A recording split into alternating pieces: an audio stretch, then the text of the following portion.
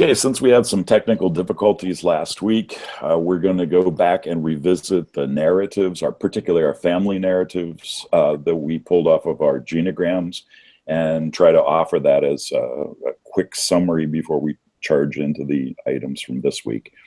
So anybody feel compelled to start? I'm happy to go first. Okay. So remembering what I mentioned last week and a quick recap. One family narrative that we have that I know I've already mentioned, but I'm continuing to appreciate how powerful it is, that, there's been lots of immigration, in my father's generation, and then my grandparents' generation, coming from Europe, siblings spreading out over the world after the war, my father immigrating from South Africa to Australia, and then now me immigrating from Australia to the US. It seems like that's just part of the family story, that children leave and then they don't get to see their family as much anymore. And noticing that family story is sort of in contrast or different to the cultural story that at least my mom experiences in rural Australia, where, her friend just felt it was inconceivable that children should go so far away as I did, for example. But to my mom, it was like, yeah, that's just what happens. So, and noticing a couple of scripts that got played out in my family life, the script with my grandparents, where there remained kind of an interesting and strange, almost codependent relationship between my grandparents who were divorced, and then a friendly relationship with my grandfather's new partner. And so noticing there was like a script that this was all good and nice and great, which was played out for most of my childhood. And it was really nice and great. And I think they really believed it and maybe weren't doing it just for me. But then learning from my uncle, like the sordid underbelly of the past, and my grandfather's behavior that sort of led to the divorce and stuff like that, and noticing, these competing scripts around who my grandfather was to me. But the biggest thing that I've been ruminating on the last couple of weeks is my father's story. He grew up in apartheid South Africa, and he spent like his first 30 years there, and then eventually emigrated to Australia. And I've spent a lot of time talking with him recently about what his experiences were like there, and how difficult it was to live in that tension of a repressive government that you don't agree with their policy, but feeling completely powerless to be able to do anything to change it. And also like this just dominant sense of fear, right? That comes with that powerlessness. So I've been connecting with that narrative and noticing how it plays out in myself and my intersubjective narrative. Like the parts of myself that are very similar to him, like we're both sort of empathetic but sort of anxious and fearful people who really respect authority, and like how those different parts of me now are in dialogue with that history of I know my dad wishes he'd done more, and I wish I do more, and what does it mean to like choose to stand up to authority, and certainly what will that mean for me in my future ministry, having to step into now pastoral authority, which my dad never did. So, I've been doing a lot of processing around that stuff this last couple of weeks, and the inherited family trauma that I'm just beginning to tease out around that. So, I think that's been really useful, and I'm going to continue to be working with that. So, it's good. Well, I think my story, a couple of observations from the genogram just kind of reinforce things that I have known before. One, that I am the only child of older parents. So as we go back in the generations, I've lost a lot of stories really, substantially. So I feel kind of removed from some of that and don't know the ins and outs and all of the details of it. Second of all, that this whole group of people live basically within 25 miles of each other and back through 3 or 4 generations. No, there was no particular trauma except for my father's father, who was killed hunting. And I think I talked last week a little bit about the impact that had on my grandmother and her two sons, and how it kind of played out in some anxieties of not knowing exactly what was going to happen next.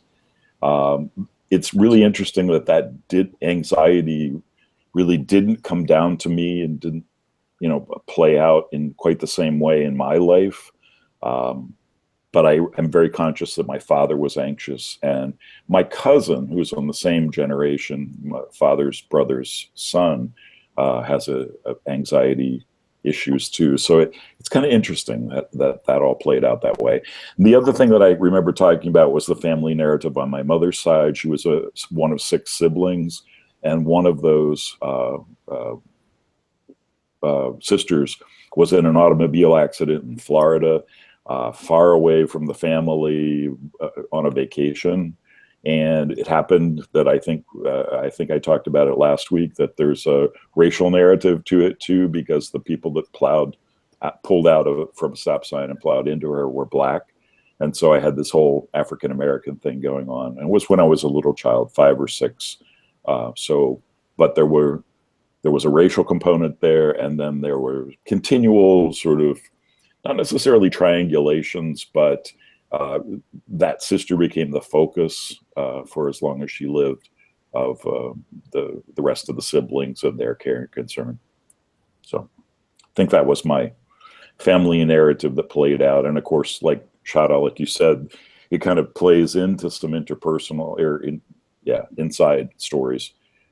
When I hear these different voices talking to me about, relationships and interacting with people, and, is there something wrong with me because I don't have all this trauma in my family, or that's why I get kind of freaky about the wounded healer picture. And I think we kind of touched on that last week. So Adam, you're on. How's that? Okay. I talked about some of those sort of family legends that aren't always true. My grandmother and her parents, I think, had a narrative that their family came over on the Mayflower, and my mom did some digging, and that's most likely not true, but it's one of those things that come down through generations. I also shared a picture, which I'm gonna do because I don't think words really do it justice. But see if this works again. Can you see that? Yep. So this is a poster that hangs in my house, in my parents' home still, and it was there when we grew up. I think my dad thought it was funny, so it hangs there, and I think part of the family narrative that we tell ourselves.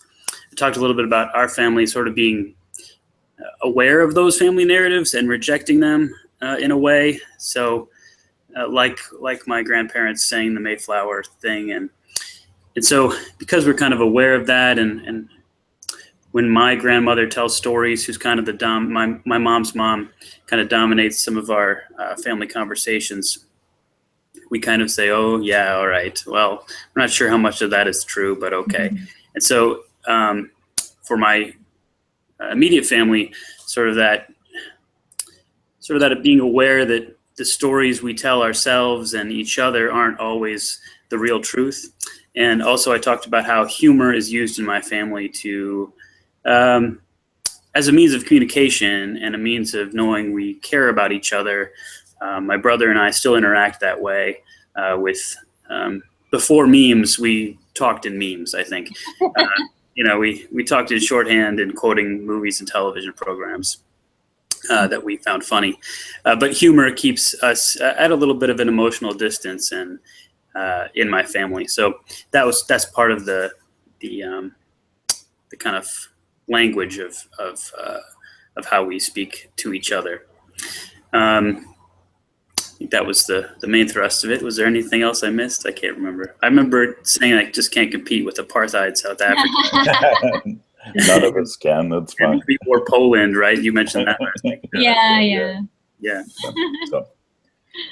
Okay, well, that's kind of what we missed out on last week. But let's kind of turn to this week and the whole idea of the wise fool as a pastoral image. The first thing we want to talk about is a little bit the Today Show clip of early Godspell production and the later The View clip, and what you saw as different in there. I don't know. The whole thing is kind of crazy, and it's supposed to be crazy, I guess. I love Godspell. I loved Godspell growing up, and I love Godspell now. So, what did you see? What did you bring into it? I've actually never seen Godspell, so really? Yeah. So I hope to someday. I mean, obviously, I'm familiar with some of the more iconic songs, but no, I've never seen it. I have sort of an ambivalent reaction to like the whole wise fool archetype. I think it can cross over into creepy sometimes, which I think is part of the point, right? Like, because the fool is a fool, but a wise fool. Like there's a knowing in it, which makes us feel uncomfortable, and we don't always know why necessarily. And so I definitely was feeling like there was that sense of knowingness in the early clip, that sense of wise fool that made me feel a little uncomfortable, which wasn't as present in the second one, because I just don't think that character was in the same way tapping in as fully to the wise fool archetype.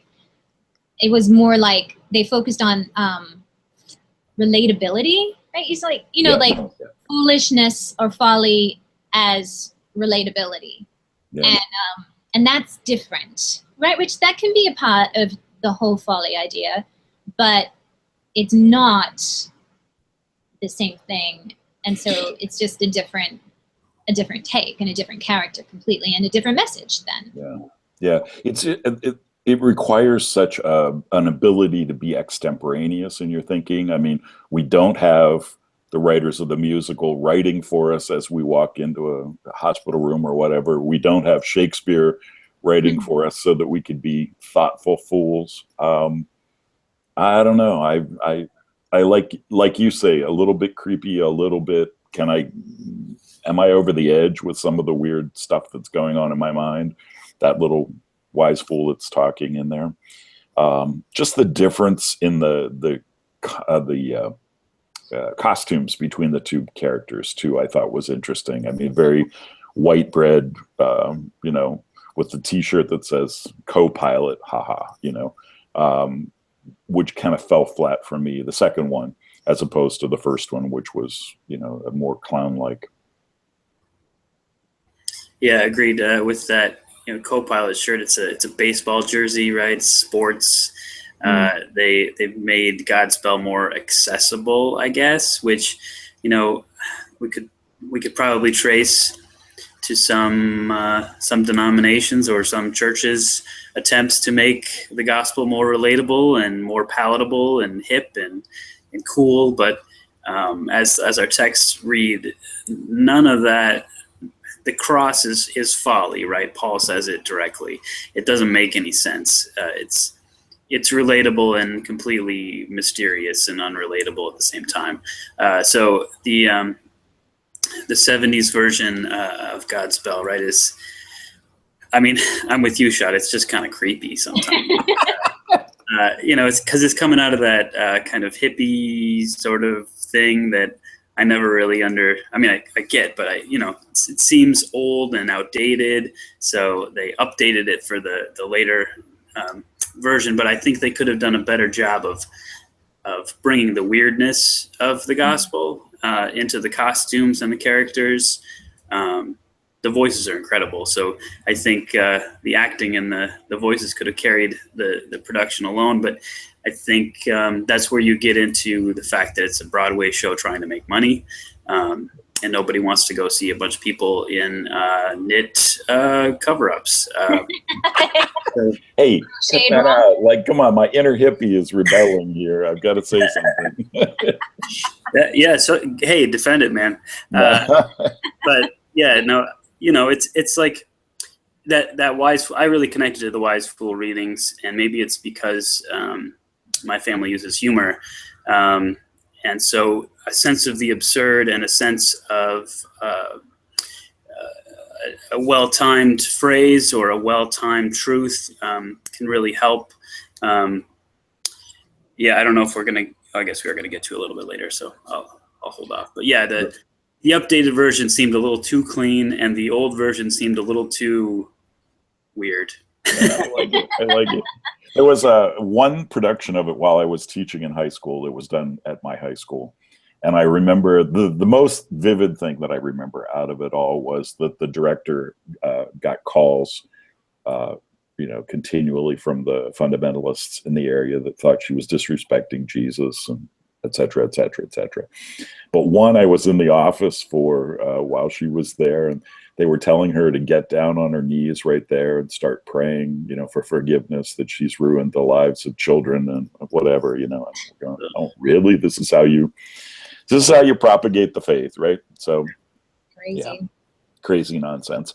Okay, well, let's explore the idea of folly in a little bit more detail. So how folly relates to ministry, and I think the three items were simplicity, loyalty, and prophecy. You want to take a shot at that? Sure. Yeah, like I have a couple of different reactions to the idea of folly in ministry, which, intellectually I can read the chapter and say, yeah, so great. And emotionally, I'm just like, oh, so scary. Sense of folly, right, is so connected to weakness for me that, or like potential, like opening to weakness, opening to, vulnerable. And that's just deeply scary to me. It's like Julie was talking about last night, that the ability to admit any weakness is such a cultural no-no. Yeah, absolutely. And so I really, really appreciated in the Wise Fool Reframed chapter that story that he gave about the folly of loyalty. And, really, like, both the chapters helped me sort of expand beyond the sense of folly as jester, but like, it did really help me connect with the idea of folly as something more, right? And so that story of the woman going into the dying urban church, right, and the folly of her loyalty to their possibility and growth and transformation. I found that deeply touching, especially as it's possible that I will be going into exactly the same pastoral situation in a few months. And so I think I finally got it. Like, that story, like, helped me finally get it, right? That folly is like taking Frost's other path, right? Like, not the path that's easy, not the path that's pragmatic, but like understanding that there's something about simplicity, loyalty, prophecy that is like transcendent, and so therefore still useful, right? Like, and somehow admirable too, it seems to me.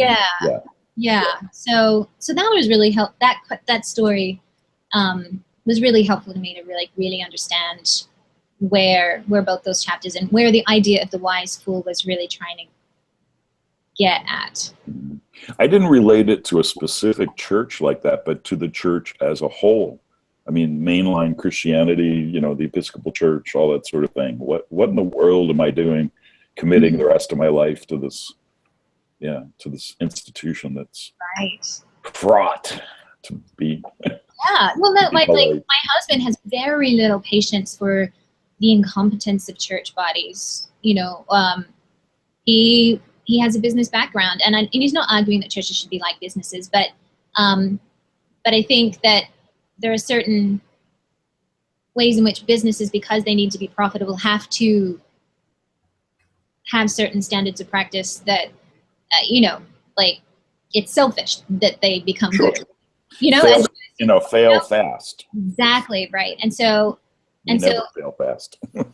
Right. And so, yeah, like, and that seems, as you were saying, like, absurd. I think it seems absurd to him that I'm entering into in that way, like knowingly entering into something that's gonna make me crazy. you know, like, it's like, yeah, yep.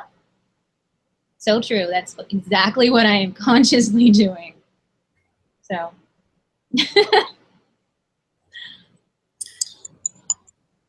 Any thoughts, Adam, to add to the Yeah, pot here? when I was reading that, I was thinking about how I sometimes just the last 2 weeks I did the announcements at church.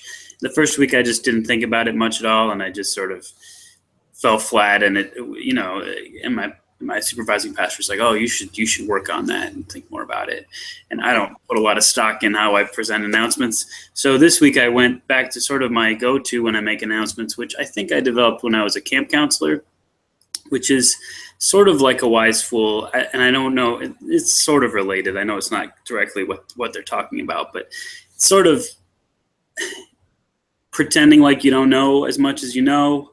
And what that allows for is a bit of humor and a bit of connectedness. So as I read the announcements, I say things like, and you know, it's the May birthday luncheon, and it's not even my birthday, so you can come to, like, just using humor as a way to connect to announcements, but also, you know, in preaching the gospel and acknowledging where things are funny and weird, and where Jesus is able to say things that are actually funny. If you, I think Dr. Swain mentioned that as well. But yeah, I think I connected mostly to that. That's the simplicity thing, right? Being able to say things simply, don't overcomplicate it. I really connected to that because I think I can relate that to some of the texts we've read this semester. Some of them are far more complicated than they need to be, in my opinion. Cut to the chase. Go to the simplicity for me, and the loyalty piece, like you both mentioned, is huge. Being able to say, no, this is what I'm doing, and in the broader sense, like you say, Michael, this is absurd. Why are we, like you say, Shada, your husband says, why are you doing this? It doesn't make a lot of sense, but it does, in that, you know, well, we can go into that, but just bringing Christ to one other person is where it comes down to for me. And as long as you're doing that, you're being loyal. The part that I think I will have the most trouble with is the prophecy. I don't think that's really my calling.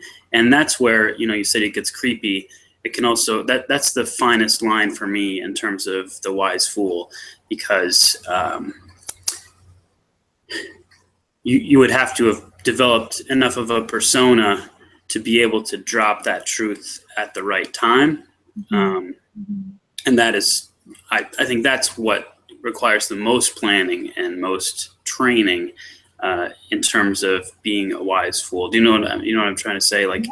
Well, it's kind of like you have to be willing to drop all the capital you've ever built, right? To be wise fool as prophecy, right? It's so, yeah, that one's scary. Well, and you have to be able to risk being totally wrong too. right. You know, that, what is it, in Ezekiel or wherever it is, Dr.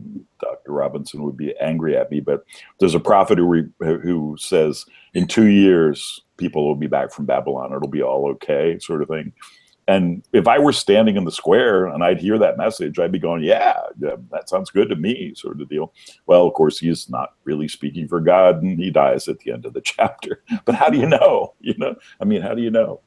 I think the guy's taking a risk. He's out there on the square. Yeah, it is taking that risk. But as you said, Shada, it's also, it could fall flat, but it could also be, you're risking all your capital that you've built, but it could pay off in a way that gives you all like double capital, right? With some people, but yeah. Totally.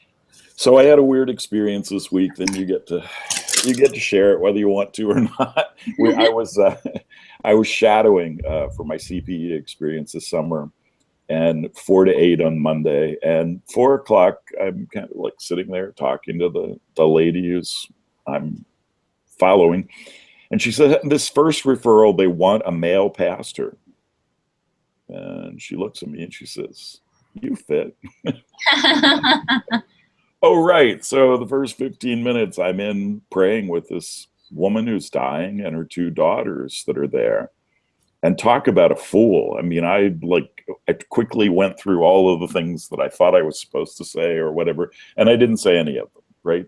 I ended up just talking to them, and they really only wanted to pray. They didn't really want to chat. That wasn't the deal at all. And so even in the prayer, I talked about how God was with us and Jesus is, seeing us through all these transitions, because they had spoken in Jesus and God language, in the little bit of conversation we had there. And I thought, how absurd is this? I have no experience or authority or anything, but I just walk into the room, put the hood and gloves on and gown and start praying. So full, but fun. Yeah, you gave them what they needed. Well, I hope it was fun. I mean, it actually was fun in a way that I can't explain. There was a craziness to it that it's like jumping off a high dive and, for the first time, and what you got to do is just take the dive. I don't know. So. Well, I mean, it sounds like, it's that clown in the circus thing, right? I felt like a clown. That was great. Or maybe it's walking the high wire. I don't know which, but Yeah. I had a similar experience my second weekend here. Somebody just came in, the visiting, my supervisor was gone for the week, and she said, I need to talk to you. I need to pray. And okay. I let her talk, and I prayed, and I think she got what she needed. So I have no idea. Before we leave this folly thing, Dr. Swain asked us to think about it in terms of being at seminary and being at LTSP at this time. I don't know if anybody has any takes on that or not. In terms of absurdity? Yeah. Mm-hmm. I think I've been thinking about, I mentioned this last week, just about the kind of loss of my former identity and the way that lately people say, so how's seminary going? And I say, it's pretty good. That's it. Yeah. People just don't have a frame of reference, right? Well, what do I ask somebody who's trying to be closer to God? So it's an absurd question. I think people try to relate and say, how are classes? They're good, and they don't know what classes are or what they mean. And even if you try to explain it, just right. For most people, it's like you're studying Greek all the time. So, yeah, I think that I feel that quite often. But at the same time, as we've just talked about it, we all think, yeah, this is what we're gonna do. I hope. Yep. I'm leaving the environment, and I'd like to reflect back on what's happened, but absurdly that doesn't mean anything. My experiences in the past mean nothing really, because going forward the whole place is being reinvented, and people, I think, are consciously cutting ties with the way we did it, the way we do things here. So I don't know. It's crazy. It seems like 2 years that I think that I have some insights into my experience, but it's ultimately just beneficial for me, not for the institution. It's not like I could write a letter and anybody would, pay attention. Yeah. it's just sort of coming to me that, I'm trying to, there's a way in which, because, I've spoken to you about, my history in terms of the church and having to fight for being able to pursue ministry. And so there's a way in which all of it feels so serious and like destiny and, like that is hard for me to frame it in terms of absurd. Like I've had to fight so hard to be able to frame and believe for myself that I belong in ministry, and to have to articulate that to others that, that the absurdity is not primary for me. But what I am realizing now is that I just need to not be so serious. That it's okay now. I think it's okay now, right? Like that one sort of part of the journey and the fight is ending, and it would really be nice if I could bring some joy and delight and folly into, the experience from here on out, because a different set of rules are now going to, be defining me. So I could think differently. Good. Okay. Well, Book of Daniel, should we shift to that and look at Daniel through this Trinitarian view, or through the various images that we have? And the clip that we had was Jesus talking to Daniel outside of the bishop's house, trying to take the Vicodin and replace it with a lime lifesaver. Yeah, no, I have a question for you guys. Like, so in terms of like the holding suffering space, and I guess this is like unintentionally related to what I just said, but like, so my experience with holding suffering is like really holding it, like in the experience of it, you know, like in a way that I don't necessarily have control over, like sort of just empathetic reaction. But so what we see, are we seeing Jesus here holding suffering though with humor? Like, so to what extent? Like, to me, that's like, what? Like, is that a part of holding suffering too? Like, because when I think holding suffering, I mean like literally holding suffering in my body and in my mind, like somebody, like the shared, like sharing the burden. You know,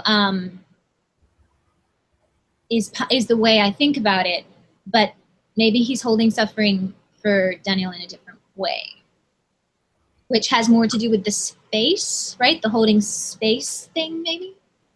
For some reason, I'm flashing on the whole idea of going to a funeral, and you know that you expect that there's a certain decorum and a solemnity or whatever, and then all of a sudden there's laughter, there's joking, there's all of that stuff that in a way is holding the suffering, but it's holding it lightly. So right.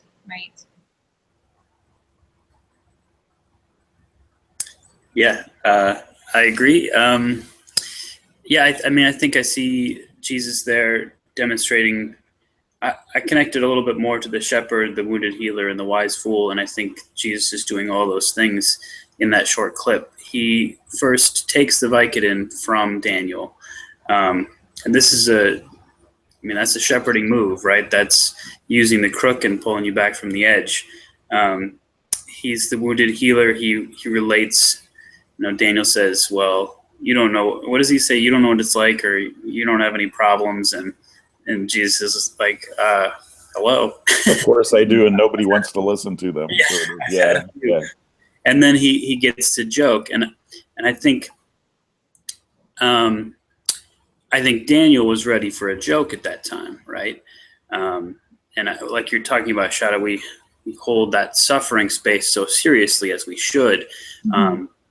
And there are times where it must be serious.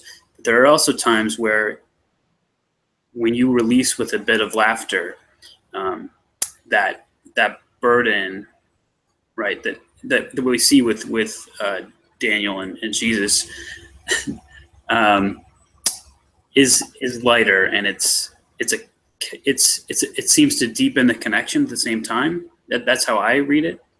I think it's about the transforming part of it, right? Right. Like not static anymore. It's like, right. Yeah. Yeah, and I think Dr. Swain mentioned that, right, in one of her first experiences. The professor said, "That's great, but now you're stuck. How do you move it forward? How do you change it into something where you can both move from the place of empathy?" Yeah.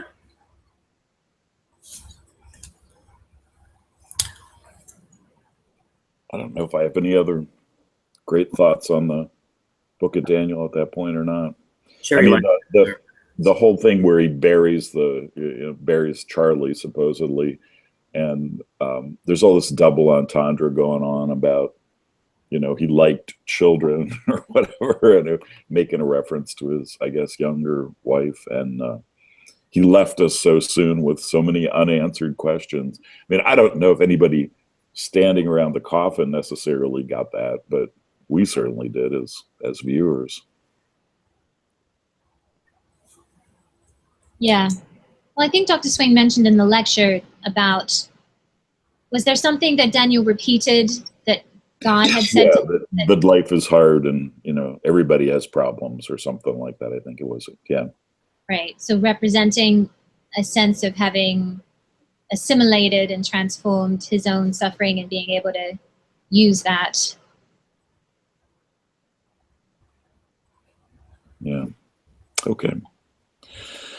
Well, shall we go on to pastoral theology and pastoral care, and which of these images resonate most with us in our own situation? And I think the question really becomes, what's the image that we're headed towards, and what do we have to give up in order to take up that image? Maybe seriousness is one of those things too. Yeah. Oh, I'm happy to go. Yeah, I've been feeling a lot of curiosity about the image of the gardener. I didn't necessarily find the chapter in Dijkstra that fulfilling on the gardener, but I still hope to be able to explore it more. I love to garden in my own personal life. And then part of me is like, well, do you want to take something that you love in your personal life and apply it to your professional life? It's like, well, maybe best not, but I don't know. So, but there's ways in which I feel like there's a way in which there's this really nice balance of control and relinquishment in gardening for me, right? That I have this sense of like how things should look and where things should go, but also knowing that I can't control, but I can be active, but I can't control. And so I really like that balance that I feel in that space. And I think it would be nice for me to be able to bring that balance into ministry and sort of the relationship that I see of God to the whole gardening enterprise, right? Like God being connected, not in a like, not as in God being, the world, but the connection, the life-giving aspect of being connected to the world, to growth, to beauty, right? Like the delight that I get from gardening and growing things, and the surprise, right? The joy and surprise when something blooms and blossoms, like those, or when something comes that you don't expect, or when a plant multiplies itself and suddenly, like you have more than what you had, like all of those things are so meaningful to me. And I feel like it could be really, really, really nourishing, to carry forward into my images of pastoral care. So, and theology. So I definitely think I would like to explore more of that. Another part is that I was really interested to notice somebody actually, like, so one of my professors in Berkeley actually like linked to something that Will Gaffney, she was a professor previously at LTSP, had written, and they don't even know each other, so it was just kind of funny, about shepherding and the idea of shepherdess, right? And so she was talking about Moses' wife and her sisters being shepherdesses, and that in those times, right, and also I guess probably in Jesus' time, or maybe not, she's an Old Testament professor, so maybe she wasn't reading it forward into Jesus' time, but anyway, this sense of that the image of shepherd does not have to be male necessarily, right? That you could just as easily, like in Psalm 23, put in, the Lord is my shepherd, I shall not want, she guides me, right? Like put the she into the 23rd Psalm, and it is completely appropriate because of the context of women being shepherds in that time. And I mean, crazily enough, I just never thought of that. And realizing I've felt some resistance to the image of shepherd because it did feel like it taps into my fears around being a leader. And in that distance of shepherd and sheep, and, so there's ways in which gardener feels so much more holistic to me that I appreciate, but I know that I ought to be challenged by the hesitation I feel around the shepherd image because of my fears of authority and stepping into authority. And I think that being able to transform that image into someone that looks like me, I think is going to be really powerful. Like to recognize, oh, that could be me. Like, and to really imagine myself, that is me in that role. That could feel also really helpful and nourishing for me as I work with these different images. So yeah, those are the things I was playing around. And so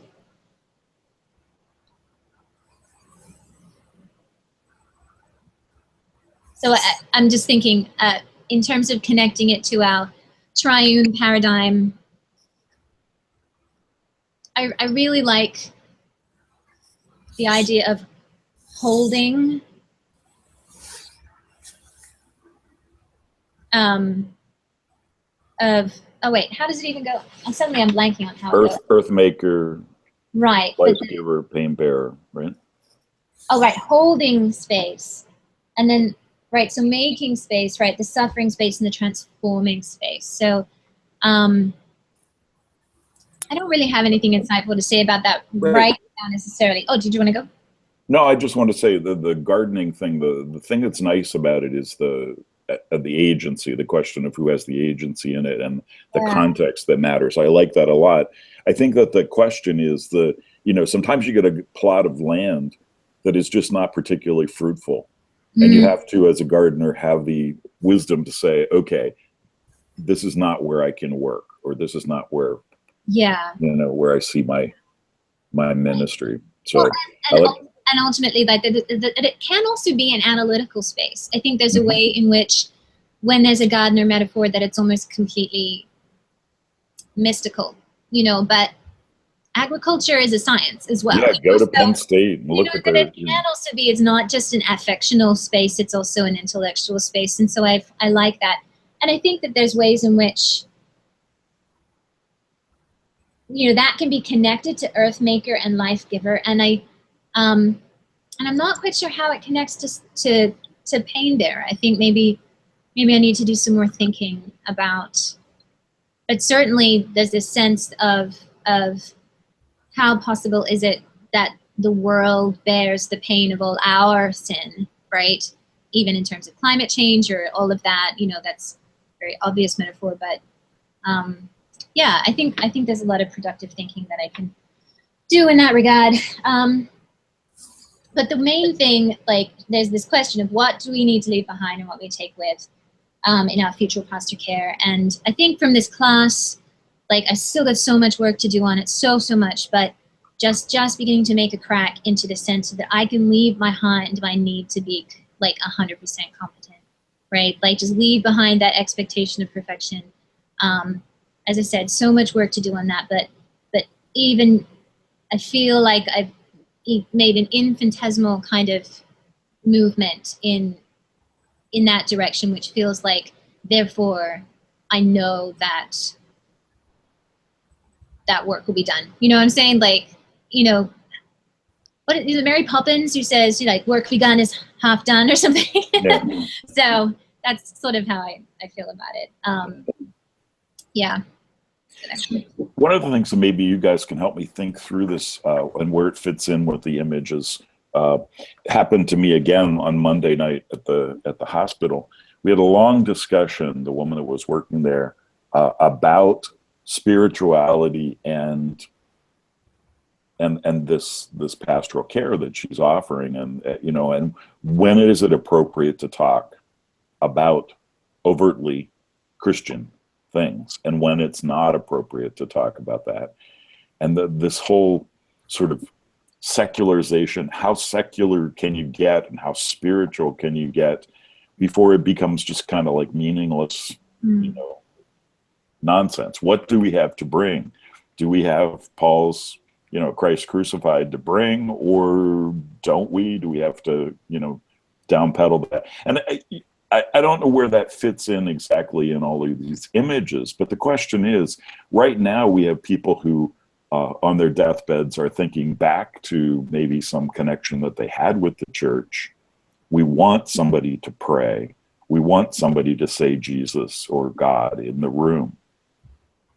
20 years of, having Christianity out, kind of sort of out of on the edges of our society, people won't have that as a background anymore at all. So what does a chaplain look like? And I know I don't have to worry about it, but I get in 20 or 30 years down the road. And how does the image change? Mm. If we're just, spiritual and not religious, or whatever the phrase is. And I think it speaks not only to, the chaplaincy situation, but of course the society at large. How do we give pastoral care in the society at large if we're timid, or if we're reticent to offend anybody, or reticent to say anything that's Jesus or God related? Well, I mean, the thing that immediately comes to me is that certainly images that are grounded in biblical literacy will not be as efficacious as they used to be. Right. Movement towards images like, I suppose, Gardner, or even just healer. I mean, people will always understand what that means. That's probably going to be more the currency or the language. Yeah, it's a great question. Michael, I was getting excited about the end of this class and moving forward, and now you just brought me right down. No. The next 20 to 30 years here. No, but I think you're right, and I think that it's something that I think about most of the time, like how, as someone who decided church wasn't for me for a while, I'm always conscious of how does what I say sound to somebody who says church is silly, right? That church is absurd. And so maybe there won't be as much of a call for chaplains as there is now. But, I keep coming back to how can we reframe how we talk about God, right? Sometimes the word Jesus Christ is offensive to people, but spirit isn't necessarily. And is it wrong to use spirit more often than Christ? Is it wrong to use that which connects us all more than God the Creator, right? So to me, even reframing the language slightly can make a big difference, right? In a prayer for those dying, or for a prayer for those suffering. If you know that the family's doesn't go to church, but they want someone there, I don't know, and how does the greater church, all of our different Protestant denominations, how does the structure affirm different language, right? Not that I need permission to use that kind of language, but sometimes I feel like I do, right? Am I saying the wrong thing? I have a bit of that perfectionist that Shada's talking about as well. I'm wanting to make sure I'm doing the right thing. But if I can connect with people and let them know that there's something greater than all of us put together, that there's something connecting us in these moments, using a word that doesn't put up a wall, but still means God in some way. I mean, I think about that a lot. So I think that's a great question. I joked before we started about the idea of the image of a midwife probably being more apropos than a shepherd for what I see as my ministry, because it's kind of pulling into, pulling something that we don't know. We're like, it's mysterious to begin with, and then try to bring that into the world here in a way that is life-giving, So I guess I'd go for the midwife for a while. Get my baseball catcher mitt. I like that. Yeah, for me, I think I mentioned it already, but I really connected to both the I'm blanking on it, but wounded healer. I remember you talking about. Thank you. The wounded healer and the wise fool. And I think if I keep those images in mind, the shepherd is tougher for me, but still important. But if I keep the wounded healer in mind, being accessible to my own pain and acknowledging it, my own loneliness, and keeping that in the forefront, not in a self-punishing way, but in a that this is part of truth, and as well as always being able to acknowledge absurdity and silliness and uncomfortable nature in difficult situations. I'm starting to think that those two images will help me and aid me going forward, to be able to switch between them. So those images are really helpful for me. I at first didn't really like the gardening thing, which I thought was funny because I'm starting to realize that there are things that I think I'm good at, but it's just things I admire. Does that make sense? Mm-hmm. Like community, the idea of community is part of what let me say, yeah, God, being a called minister is what I should do. But it's very difficult to help foster a community. But Shada, I'm thankful for the way you framed this, because I think it's really going to help me. You said it's both control and relinquishment of control. And it's one of those paradoxes. Mm-hmm. And that's what community building is, because Yeah. you can try to control, but there's no control. There's no control in community. You have to let it happen. But neither should you throw up your hands all the time. Well, the community is not me, because that's not true. Mm-hmm. But neither can you control everyone's actions. So it's one of those balances of paradox as a gardener. That's really helpful. And also you mentioned something that I'm going to take going forward, which is delight. I'm really grateful that Dr. Swain mentioned play again, which was from the Yaakov Haman book, which when it came up, I was like, yes, this is it. And then I promptly forgot about it, which I do with many things. But through the semester, as some of you mentioned, we get so serious, and there's so many papers, and there's so much theology that we have to get right, and or think we have to get right. So much we have to do, but if I can't play, if I can't be a fool, if I can't have humor in this role, I know I will not make it. So I'm thinking of just putting up play right above my desk, so that when I get too serious, I remember that even in exegesis, in scripting sermons, in forming sermons, in pastoral care, in council meetings, if you don't have a sense of play occasionally, I mean, I know that if I can't frame my role as someone who plays, then I will not be a good pastor. Yeah. So that's what I'll take with me. Sounds good. Any last comments?